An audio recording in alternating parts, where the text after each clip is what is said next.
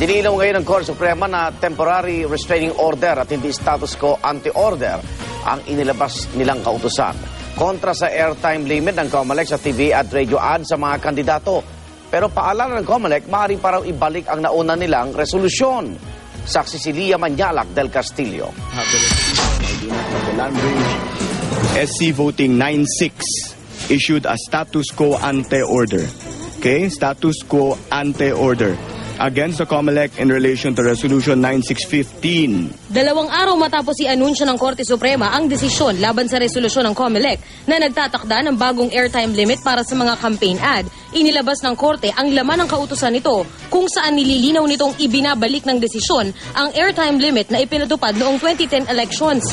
Ibig sabihin, ang 120-minute TV limit at 180-minute radio limit para sa national candidates at 60-minute TV limit at 90-minute radio limit para sa local candidates ay bibilangin kada istasyon at hindi kada kandidato. Isa ang GMA Network sa naghain ng petisyon para pigilan ang pagpapatupad sana ng COMELEC resolution.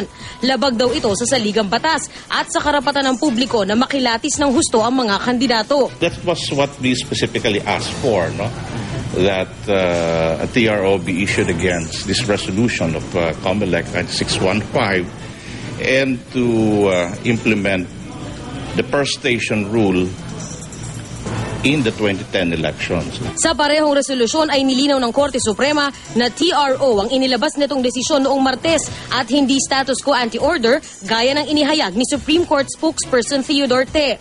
Paliwanag ni Te, nang sinabi raw sa kanya ng Korte Suprema na status quo sa 2010 ang ipapatupad, inakala niyang status quo ante-order ang inilabas na desisyon. Humingi siya ng paumanhin sa kanyang pagkakamali at sa kalituhan. Status quo ante-order man o TRO, pareho ang epekto. Ibinabalik sa 2010 rules ang pagbilang ng political ads bagamat hindi pa ito pinal na desisyon. Kaya paalala ni COMELEC Chairman Sixto Brillantes sa mga kandidato at maging sa mga TV at radio networks, maaari pang ibalik ang pagbilang ng campaign ads sa kada kandidato at hindi kada istasyon. Pero pagka nanalo naman kami ultimately, tignan natin kung ano ang effect. Everything becomes confused because of a temporary issuance. Panawagan ni Brillantes, sana madesisyonan na agad ng pinal ang kasong ito. Ako si Lia Manyalak del Castillo, ang inyong saksi.